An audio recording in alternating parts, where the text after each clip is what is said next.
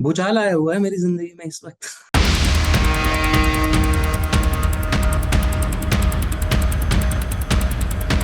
उस इंसान का दिमाग बहुत तेज था और तभी वो इतना सब कुछ कर पाया। हंसल सर का फोन आया और उन्होंने कहा कि यू आर सिलेक्टेड एंड तुम ये रोल करोगे।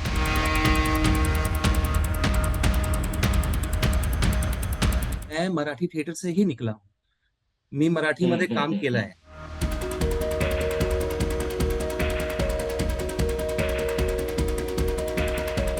क्या नाम था? था नहीं मैडम। है। अब्दुल। अब्दुल करीम तेलगी।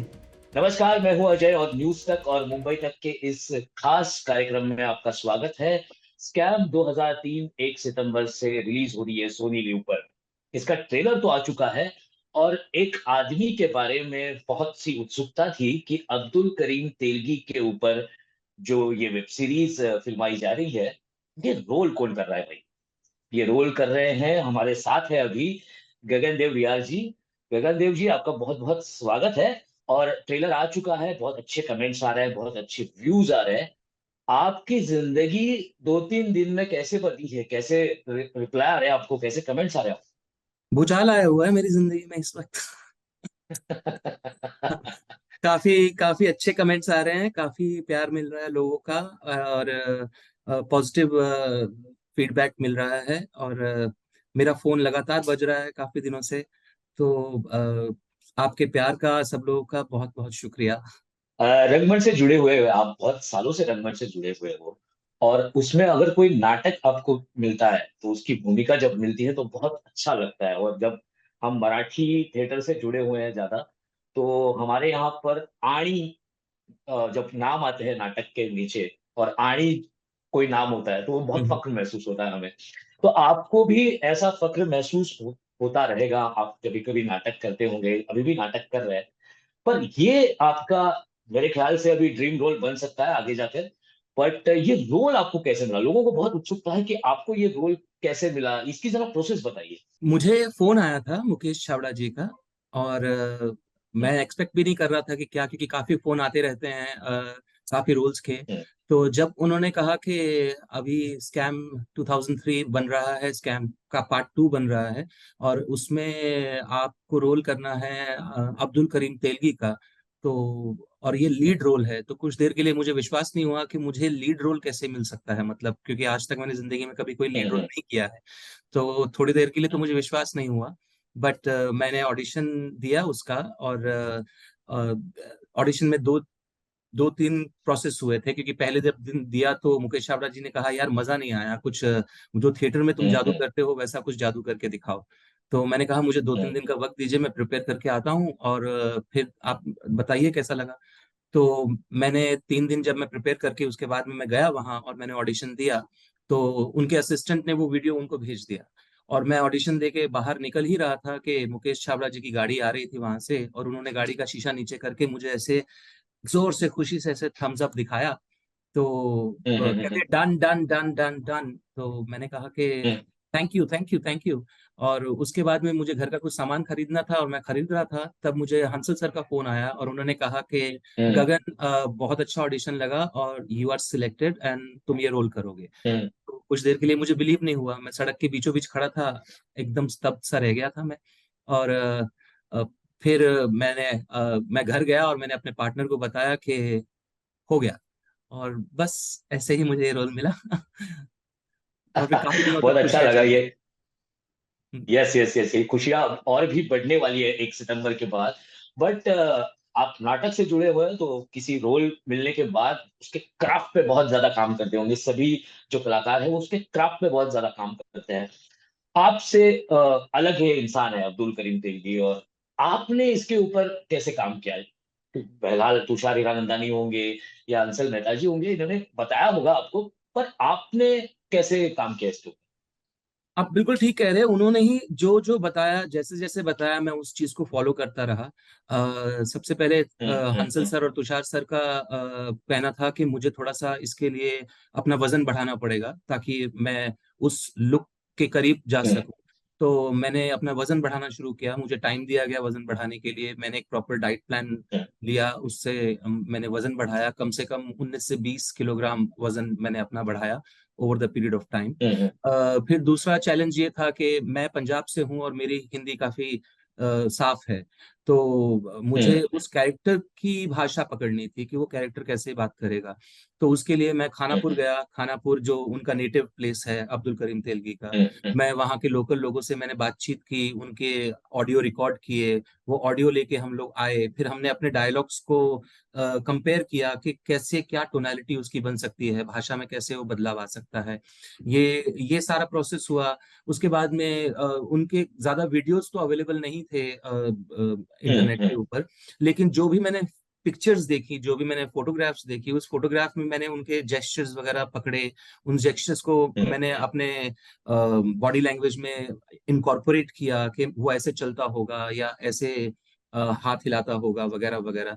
तो और ये सब कुछ करके मैं साथ साथ में तुषार जी से और हंसल जी से मैं पूछ लेता था कि अगर मैं ये करूंगा तो सही रहेगा क्या, क्या अगर मैं वैसा करूंगा तो सही रहेगा। तो जैसे जैसे उन्होंने गाइड किया वैसे वैसे ये बनता गया धीरे धीरे। ये आप बनते गए, बट ये क्या होता है कि आप किसी रोल को करते हो या उस वो खत्म होने के बाद थोड़े दिन उस रोल में रह जाता है आदमी, थोड़ा सा उसके जेस्चर में रह जाता है। आपको जिस आदमी ने इतना बड़ा स्कैम किया, पूरे देश में इससे भूचाल आया, आपको इस आदमी के बारे में ये करते हुए, ये इतने दिन आपने काम किया, इसके ऊपर रिसर्च की, आपको अब्दुल करीम तेलगी के बारे में क्या लगता है, कैसा आदमी होगा?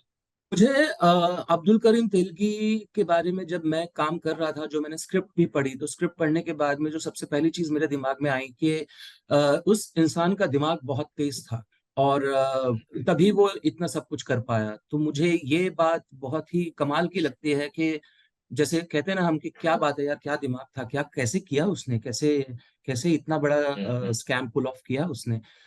तो ये बात मुझे बहुत मतलब इम्प्रेस करती थी उनके बारे में।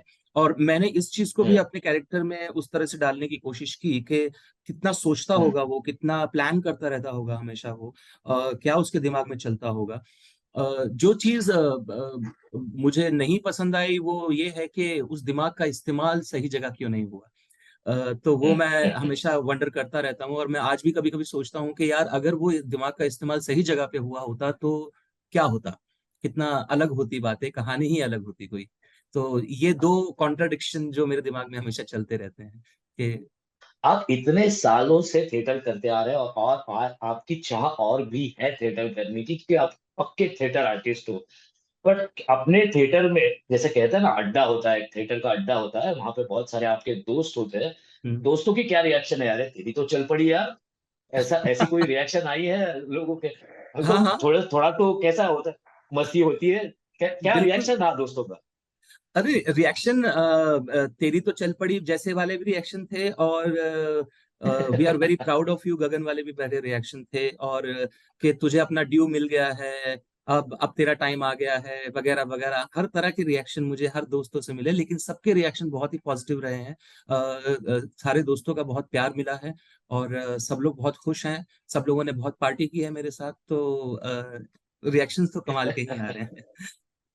एक छोटे छोटे दो तीन सवाल पूछूंगा कि ये आपको अभी क्या लगता है कि ये स्ट्रगल जो आपने इतने सालों से किया है, अच्छे अच्छे रोल भी इसमें आपने किए हैं, बट ये जो स्ट्रगल होता है, पीछे मुड़ के आप जब देखते हो अभी, क्योंकि आप अभी इतने फेमस होने जा रहे हो रहे हो, 1 तारीख के बाद तो और होने वाले हो, पीछे मुड़ के देखते हैं तभी इस स्ट्रगल के बारे में क्या क्या नजर आता है, क्या क्या सीखने मिला इस पूरे सालों में? अब मैं इसको स्ट्रगल नहीं मानता हूँ, क्योंकि ये तो मेरी ही चॉइस थी कि मुझे ये करना है, तो जो काम आपने खुद चुना है उसमें काम करना कोई स्ट्रगल हम्म। नहीं मान सकता। तो लेकिन हम्म। मुझे जितने साल भी मैंने थिएटर में काम किया है और जो भी मैंने थिएटर से सीखा है वो यही है कि अपना काम आप ईमानदारी से और पूरी निष्ठा से करते जाइए, और फल मिलेगा, कभी ना कभी तो मिलेगा, और शायद यही वो फल है जो अब मुझे मिल रहा है। तो मैं अपना बस काम करना चाहता हूँ ईमानदारी से, और मैं वही करता रहूंगा हमेशा। रंगमंच की दुनिया में मराठी थिएटर की बहुत खासियत है कि मराठी कलाकारों के बारे में भी बहुत बोला जाता है। आपकी वेब सीरीज में बहुत सारे मराठी कलाकार हैं, आपके साथ तो शशांक केतकर हर फ्रेम में दिख रहे हैं। हाँ जी। शशांक केतकर हो, भरत जाधव हो, निखिल रत्नपारखी हो, समीर धर्माधिकारी हो, क्या लगा इनसे काम करते हुए, मराठी कलाकारों के साथ काम करते हुए क्या लगा?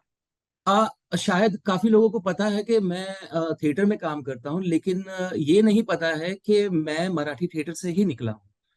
मी मराठीमध्ये काम केलं हम्म। आहे। मैं हम्म। रुपरेल कॉलेज में था, और मैं हाँ। रुपरेल कॉलेज में मैं इन सब लोगों के साथ, उमेश कामत हो गए, प्रियदर्शन जाधव हो गया, सिद्धार्थ जाधव हो गए, कपिल भोपटकर हो हम्म। गए, फिर अपने जितेंद्र जोशी हो गए। तो इन सब के साथ ही मेरी हम्म। जो फर्स्ट ट्रेनिंग जो थिएटर की हुई है वो इन्हीं के साथ हुई है। So it was like going back to the hmm. College. जब मैं भरत जादव के साथ काम कर रहा था, शशांक केतकर के साथ कर रहा था, समीर धर्माधिकारी के साथ हम्म। कर रहा था, तो जब मैं उनके साथ बात करता हूँ तो वो मराठी में बात करते हैं, मैं हिंदी में जवाब देता हूँ, कभी कभी मैं मराठी में बोलता हूँ। तो it was like going back to the college. So it was very very amazing experience. Specially Bharat Jadhav जैसे कलाकार के साथ काम करने का मौका मिलना बहुत बड़ी बात होती है, और हम दोनों की काफी अच्छी ट्यूनिंग थी और बहुत मजा आया उनके साथ काम करके। एक आखिरी सवाल ऐसे कि आप रंगमंच पे अभी रंगमंच में विंग में खड़े हो, 1 तारीख की, अभी पर्दा तो खुलने वाला है और आप आपके एंट्री की वेट कर रहे हो, ऐसा लग रहा है अभी आप विंग में खड़े हो और अभी लाइट शुरू होगा और आप एंट्री बिल्कुल लोगे, वैसा ही लग रहा है बिल्कुल आपको? वैसा ही लग रहा है, एग्जैक्टली वैसा ही लग रहा है कि अभी मैं विंग में खड़ा हूँ और एंट्री लेने वाला हूँ, और नर्वस हो रहा हूँ और पेट में गुदगुदी हो रही है। तो पेट में गुदगुदी नहीं है, पर 1 तारीख को आपकी वेब सीरीज आ रही है। आप ट्रेलर में तो बहुत अच्छे लग रहे हो, बहुत अच्छा काम लग रहा है आपका। और हम आशा करते हैं कि लोग, बहुत सारे लोग, जैसे पहले वेब सीरीज को लोगों ने प्यार दिया था, लोगों ने उसको देखा था, उसकी तरह आपकी भी वेब सीरीज देखे, और आपकी जो मेहनत है, लगन है, थिएटर के प्रति जो लगन है, और जो आपने काम किया है आज तक, वो बहुत सक्सेसफुल हो और आप ऐसे ही अच्छे अच्छे काम करते रहे, ये कामना करूंगा। Thank you so much, thank you very much. Please देखिएगा और बताइएगा थैंक यू कैसी सर, लगी। Thank you sir.